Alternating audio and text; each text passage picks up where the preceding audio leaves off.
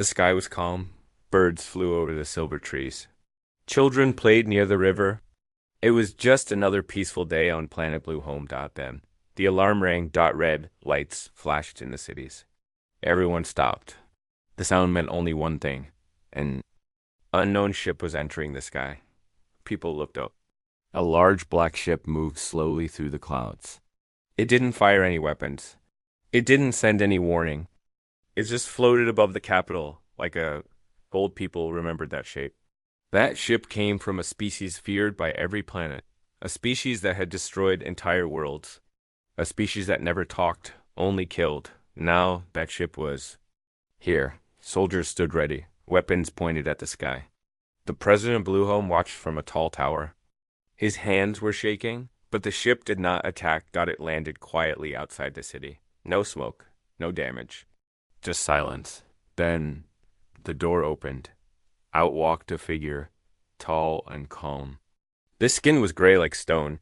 Its eyes were black, empty, and cold. But its mouth smiled. "I come in peace." It said in perfect local language. No one believed it. The president received a message from the Galactic Council. It read, "Do not attack.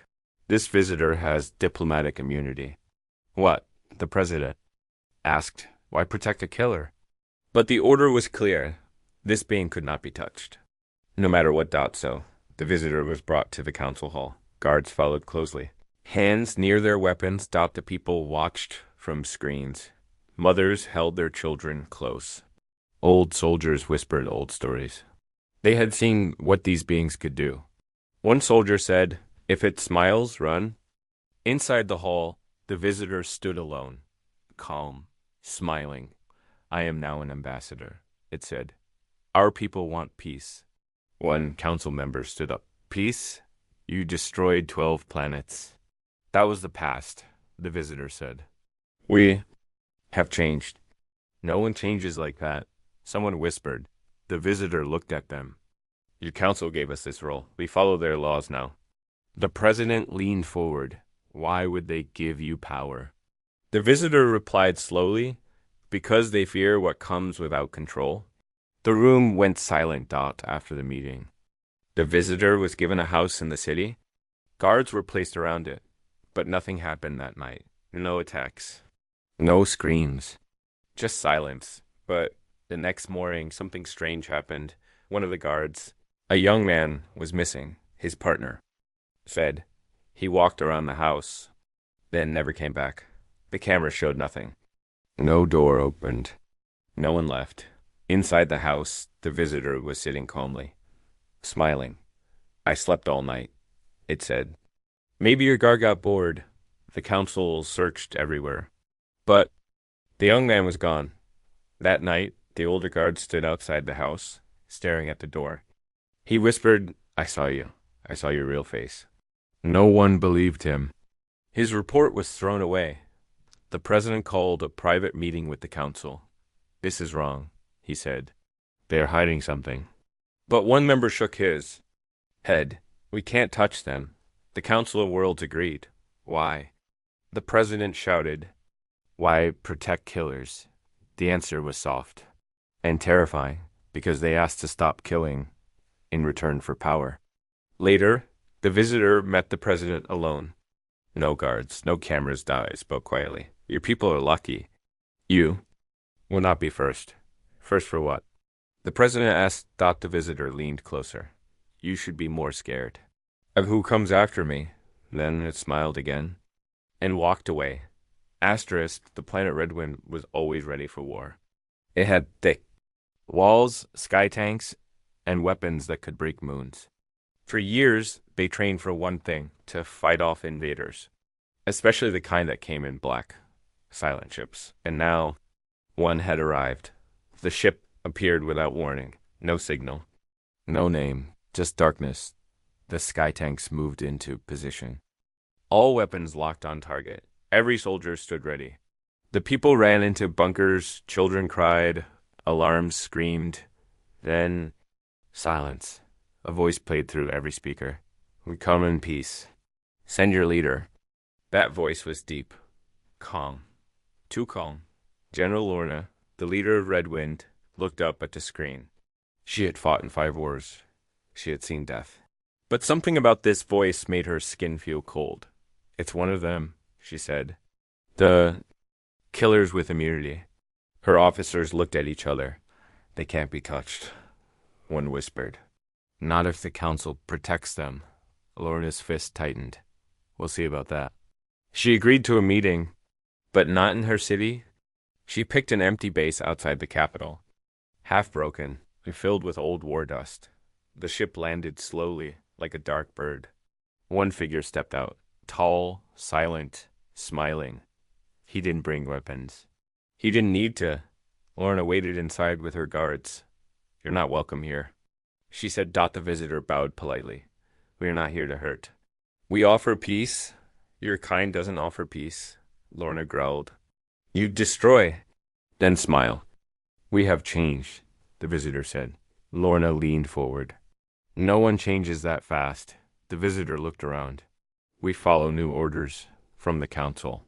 Then he placed a small silver box on the table. This is a gift, he said. For your people. Lorna didn't touch it. What does it do? It helps your crops grow. It cleans your air. It makes your world strong. She raised an eyebrow. In exchange for what? The visitor smiled again. Friendship.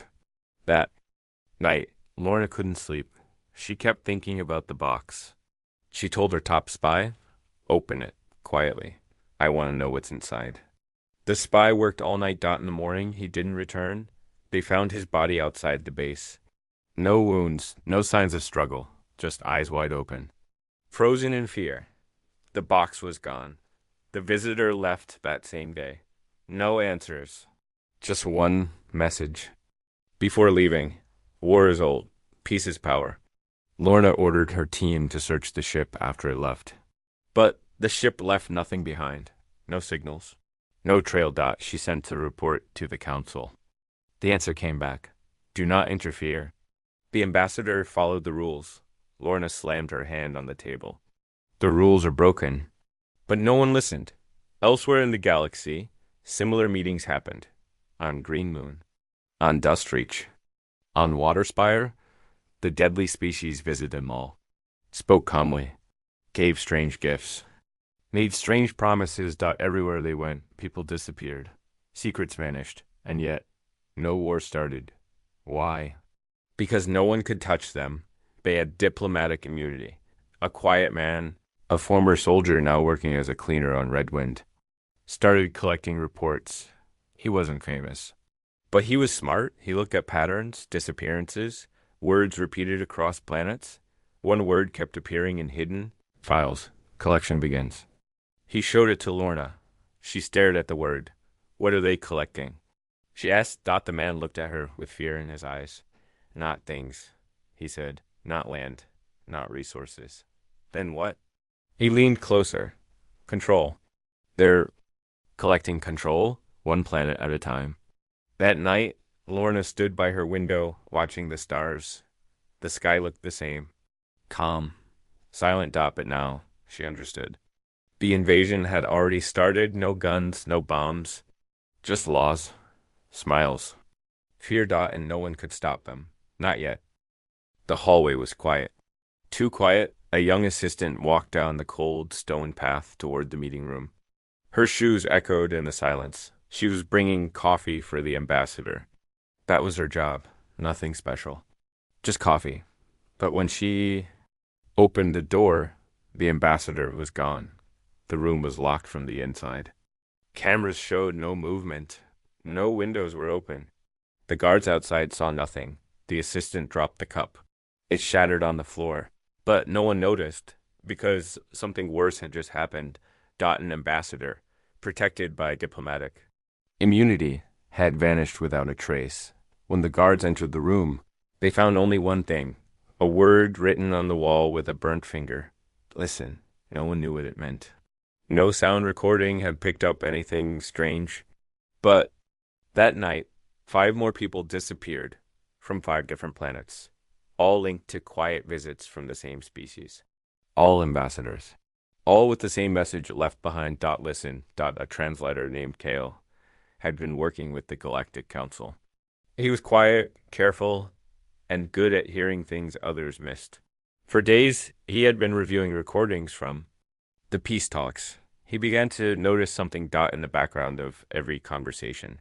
When the ambassadors spoke, there were patterns, words that weren't part of the main speech, hidden messages buried under their soft voices, in frequencies most ears couldn't catch. He played the recordings again, slower, louder, sharper. Then he heard it under the smooth words of peace.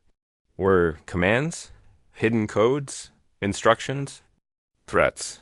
Words like, we control the silence. Don't speak. Just listen. Obey. Disappear. Gale's hand shook. He backed away from the machine. No one else had seen this. Or if they hadn't lived long enough to tell anyone. He tried to warn the council. But his messages were blocked. Emails returned empty. Calls were dropped. Someone was watching. He packed a small bag and disappeared that night. Before he left, he dropped a data chip into a public fountain.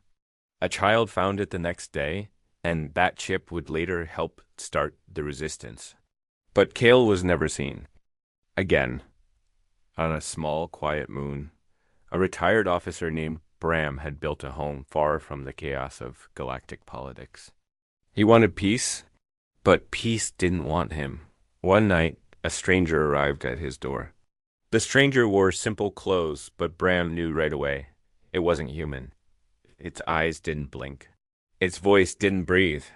It handed Bram a box. Gift, it said, from the ambassadors. Bram refused to open it. The stranger didn't leave. It stood there, silent, for hours, when Bram finally looked away, just for a moment. The stranger was gone. The box remained inside. Bram found a map. It wasn't of space. It was of cities, power stations, government buildings. One by one, the places had been marked with quiet red dots. Every dot was a location where an ambassador had visited, and every dot was now under the same law, diplomatic protection. It wasn't just about peace. It was about position, control, strategy. They were building something slow, careful, invisible. One leader, on a planet called Drylight, finally spoke out. He gave a speech live to his people. These ambassadors are not here for peace. They are placing roots, spreading like vines. And one day, when we wake up, we'll find we don't own our worlds anymore. The crowd clapped. People cheered, but the next morning, the leader was dead. Heart stopped. No wounds, no poisons, no evidence. His last words were found scratched into the mirror in his bathroom. I listened. Now I understand. Panic began to grow. A few brave soldiers and scientists formed a secret group. No name, no files, no records, only whispers. Their job: gather proof, find cracks in the system, expose what the galaxy was too scared to see. One member, a tech expert, managed to sneak into an ambassador's empty home. She wore a full shield suit, brought no electronics, and moved carefully. Inside, the walls were covered with moving images, but not of people. Of minds, thoughts, memories. The ambassadors weren't just diplomats. They were recording everything. Emotions, secrets, fears. Feeding it somewhere. To something. The tech expert tried to escape with the footage, but she was stopped by her own ship. The navigation had been overwritten. Her voice commands didn't work. The ship calmly turned around and flew back. To the ambassador's ship. She was never seen again. Her last transmission, seconds before contact was lost, was clear.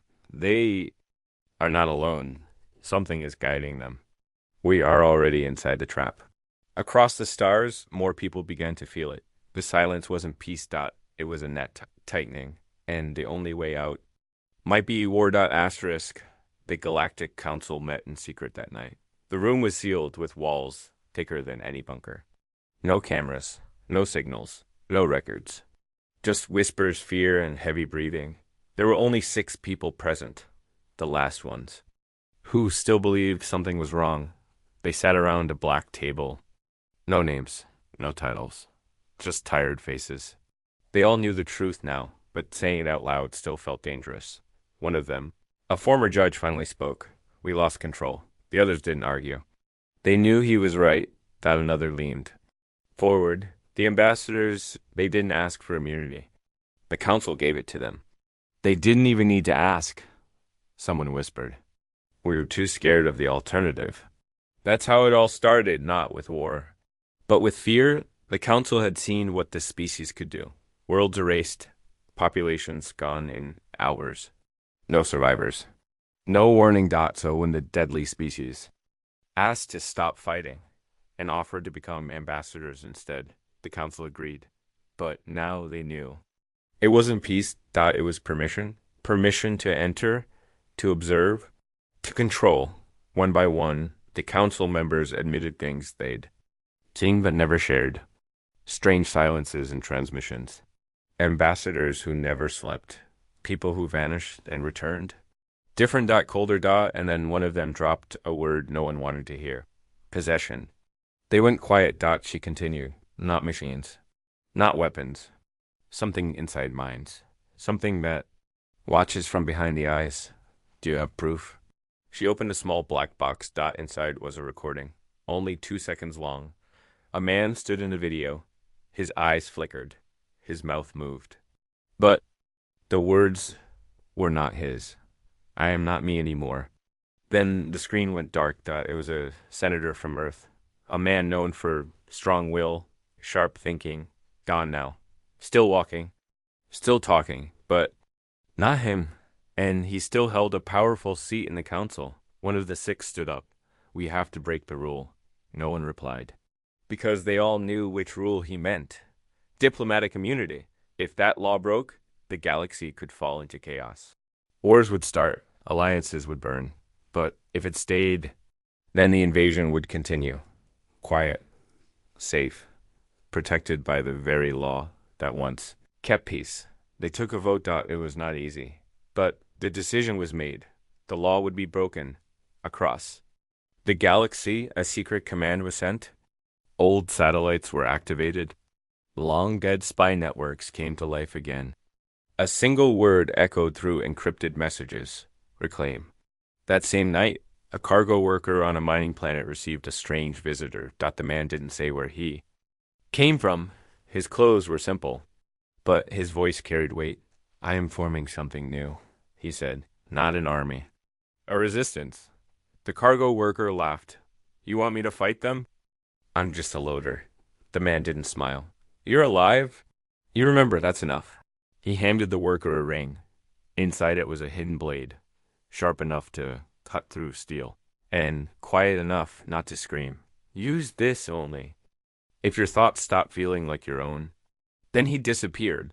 Across 10 planets, that same man appeared to different people. Doctors, students, farmers, criminals, all handed the same ring. All told the same thing. You're not crazy. You're awake. Meanwhile, an ambassador arrived on a cold planet called Iron Rest. It was snowing. The people stood in a long line, forced to listen to the ambassador speak. We bring peace, it said. You will not suffer anymore. Suddenly, a woman stepped forward. She wore no weapons, just an old jacket and broken shoes. Her voice was, Weak, you took my daughter. The ambassador turned. No, it said. Your daughter joined the peace. The woman stepped closer. Then give her back. The ambassador tilted its head. She is not yours anymore. The woman pulled something from her sleeve. A small spark device. The crowd gasped. She slammed it to the ground. Boom. Smoke. Screams. Light. When it cleared, the ambassador was still standing. Untouched. But the woman was gone. No body. No blood. Just a ring. Lying in the snow. The ambassador picked it up. Stared at it. And for the first time, stopped smiling. Far away. Deep in space, something massive began to move. Not a ship. A structure. Built from pieces of planets. Alive with whispers. Rowing it had no name. But every ambassador knew what it was. And they were building it for one reason. When it's ready. No one will remember what freedom felt like. Something strange happened on the planet Ashvale. Every tree turned white overnight. Not dead. not frozen, just empty, like their color had been pulled out. The people woke up confused. The air felt heavier. Quiet birds flew in circles, crashing into walls. The river ran backward for 3 minutes before going still, and then the ambassador arrived. He stepped into the main square, wearing the same perfect smile. He raised his hand to speak, but before he said a word, a child began screaming. Not words, just one long, painful cry, like something inside him was being pulled out. His mother grabbed him. "What's wrong?" The child pointed at the ambassador, his voice cracking. "He's wearing my father's face." The crowd froze. The ambassador smiled wider. No one moved, until the mayor whispered, "His father died 2 years ago." That was the first time it happened in public. The first time the illusion slipped, but it wasn't the last. On 13 planets that week, people started seeing things. Ambassadors who looked like the dead, spoke like lost lovers, wore the eyes of missing children. It was never exact. Just close enough to make you question your mind. Were they changing their shape? No. Something worse. They were copying emotions. Memories. Pain. They weren't just collecting power. They were collecting identity. Somewhere out there, hidden beyond the last border of known space, was a device built piece by piece by the ambassadors. They called it the echo. No one had ever seen it, but its effect was real. It spread like a signal, a low hum in the background of normal life. People forgot the names of their pets, forgot old songs, forgot how their mother used to laugh. At first, it felt like stress. Normal forgetting, but soon, whole days were missing. Birthdays, faces, the echo. Didn't erase history. It replaced it. One woman on a farming colony stood in front of a mirror and stared for 6 hours, trying to remember the color of her own eyes. She never remembered. She was found in her sleep with a note clenched in her fist. "They are wearing us." Back on Redwin, General Lorna met with a man who had no face. Not burned, not damaged, just smooth. As if he'd never had one at all. He spoke through a voice. "Box. I was taken," he said. 3 years ago, but they didn't kill me. They scanned me." "Scanned?" Lorna asked. "They pulled my fears, my love, my thoughts." He turned slowly. "And now, someone else walks with my skin." Lorna felt her heart pound. "Why? Are you here?" The faceless man placed a disc on the table. "This shows what they're building." She played it. It wasn't a blueprint. It was a list. Names, faces, billions of them. A database of every emotion ever felt by every person scanned at. The top of the file were 3 words. Behavioral control grid. This wasn't about politics. It wasn't even about peace. It was about reprogramming the galaxy, not through war, but through identity theft. Reality theft. Lorna looked at the man. "Why would they do this?" He answered with one word. "Loneliness." Council once believed that deadly species came from a violent world. But the truth was far worse. They came from nothing. A place without color, without warmth. A planet lost in the Black Sea of space, where no stories were ever told. No feelings ever formed. They were born in silence. And they came here to steal noise, emotion, life, meaning. They didn't want to destroy us. They wanted to be us. Every time an ambassador smiled, it was fake. A copy of someone else's joy. Every time they said peace, they were repeating it from memory. They had no culture of their own, no past, only hunger. And soon, if the resistance didn't stop them, the galaxy would wake up one day and find every soul still walking, breathing, talking. But none of them would be real anymore. The ambassadors were not diplomats. They were mirrors. And the echo was growing. Somewhere out there, a final message had been sent to every ambassador. Echo. Complete. Prepare for the swap. Asterisk. They called it the day of doubt. No alarms. No explosions. No worships. Just a feeling sharp, sudden, everywhere at once. Across thousands of worlds. People began to question the things they never questioned before. Husband stared at his wife and asked, "Have your eyes always been that color?" A teacher forgot how to spell her own name. A pilot blinked mid-flight and forgot where he was going. It wasn't memory loss. It was identity shift, and it was sprinting. The echo had reached its final stage, but no one knew what that truly meant. Until the swap began. At exactly 4:04 galactic time. All clocks paused. Time didn't stop, just the devices. Every screen, every panel, every timer, frozen at the same second. Then they blinked back to life, except the numbers weren't just time anymore. Each device showed a face, not moving, not speaking, just staring. People saw their own faces, aged, twisted, crying. Others saw strangers looking back at them with their thoughts, their memories. Some screamed, some fainted. Some stared in silence. And on every world, the same whisper began to play. Not loud, not clear, but everywhere. You are now the memory. We are now the you. It wasn't just happening on devices. It was happening in people. A girl named Taylai stood on her balcony, looking at the sunset, when she suddenly felt like she was watching it for the first time, even though she had seen it every day of her life. She turned to speak to her brother, but didn't recognize his voice. "Who are you?" she asked. He replied, "I was just about to ask you the same thing." Elsewhere, soldiers began receiving false orders. Commands they swore came from real generals, but those generals had already been replaced. The resistance moved fast. Underground centers activated. Memory vaults, giant hidden machines that stored thoughts and identities, were opened. Only a few had ever been built. But now they were all that was left of what was real. Inside one vault, a woman named Ren worked alone. She wasn't a fighter. She was a dream keeper, someone who copied dreams before they faded. Until recently, no one took her seriously. Now, she was the most important person alive, because dreams were one of the only things the ambassadors couldn't copy.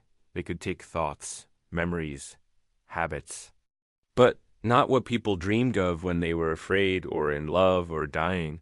Ren gathered as many dreams as she could, hopes, fears, private feelings. She encoded them into a living archive, a shield of truth. But time was running out.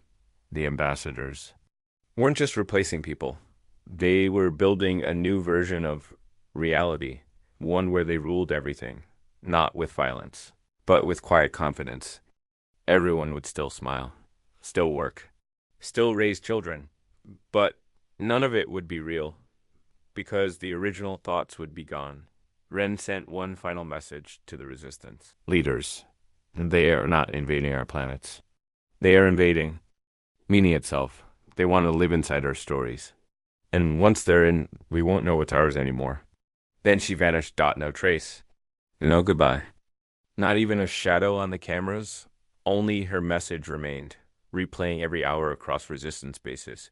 Some began to break. A few gave up. Some took their own lives, whispering things like, "I don't remember who I used to be," or "I think I already became them." But not everyone surrendered. On a rogue space station drifting near a black hole, 5 rebels gathered for the last move. One of them, a silent engineer, had built something forbidden. A weapon that didn't kill the body. Erased the code. The ambassadors used a pulse. One blast. It could free minds, or erase them completely. They called it the mirror breaker. But there was a problem. To activate it, someone had to fly it straight into the core of the Echo. A suicide mission. The room went silent. Then a soft voice spoke. "I'll go." It was the one person no one expected. A child. No more than 12. Quiet. Eyes too old for her face. "I remember my real mother," she said, "and I want the galaxy to remember its real self." They begged her not to. She only smiled. "They took everything, but they didn't take my dream. That means I'm still me." She flew the ship, alone, toward the beating heart of the Echo, where no voice returned, and nothing human had survived. She closed her eyes, whispered something to the stars. And pressed the trigger. White light. Silence. Darkness. For one long second, the galaxy stopped. Stars flickered. Moons froze. Planets held their breath. And then the mirror breaker hit the core. There was no explosion. Dot, no. Light. Dot, just quiet. Like someone turned off the universe for a moment. And when it came back on, nothing looked the same. People woke up with tears on their cheeks, not knowing why. A man on a desert moon dropped his tools and whispered. I just remembered my wife's voice. A pilot, mid-flight, screamed as a flood of memories returned, all at once. Smells, names, scars, songs. A baby stopped crying for the first time and smiled at something only she could see, across millions of minds. The stolen memories came rushing back, but so did the pain. Dot, because along with the good came the truth. What had been done? Who had been taken? What had been forgotten? Entire cities remembered who had vanished. Whole families remembered loved ones, only to realize they'd hugged their copies the night before. And worst of all, some remembered being used. Dot, not there. Bodies. But their emotions. They remembered smiling when they didn't want to, laughing at things that weren't funny, loving people they had never met before the echo. The recovery was not peace. Dot, it was grief. The ambassadors? Gone. Dot, no bodies. No ships. No goodbyes. Dot, they simply vanished. Like they were never really there. Some believed the mirror breaker killed them. Others believed it freed them. But the truth was stranger. Inside a hidden memory vault on a dead planet, a forgotten message played. Dot, it was recorded by one of the ambassadors. Before the swap began. Dot, in it, the figure stood still. Its voice calm, its eyes human, but wrong. We came here to be you. Not because we hate, but because we never existed. The camera glitched. We lived in silence for so long, we thought, maybe if we borrowed your songs, we could feel them too. We copied your kindness, your rage, your sadness, but it was never truly ours. Now we leave, but a piece of us remains. Inside you. And that was the real horror. Even with the echo gone, something stayed behind. People noticed it in small ways. A woman who had never painted suddenly made a masterpiece. A landscape from a world she had never seen. A boy wrote a lullaby he swore came from a dream in a language no one recognized. Dot, and sometimes, when people looked in the mirror too long, they saw someone else blinking back, not hostile, not smiling. Just watching. Dot, waiting. Dot, the council was restored. But changed forever. They passed the final law, not against the ambassadors, but against memory manipulation of any kind. They called it the truth law. Every citizen had the right to protect their identity, their emotions, dreams, and stories. Dot, new technology was built, not to control, but to preserve the raw, unedited human mind. The galaxy began to heal. But deep down, everyone knew they had been touched. Dot, not by war, but by something older than fear. A hunger not for land or power, but meaning. Dot, and now that hunger lived in them too. The girl who flew the mirror breaker, never found. Some say she became Starlight. Some say she was the echo all along. Some say she left a message behind, hidden inside a dream. And sometimes, when children fall asleep across the stars, they whisper her name, though no one ever taught it to them. Dot, and in the silence after, the stars seem to answer with the faintest echo. We remember you.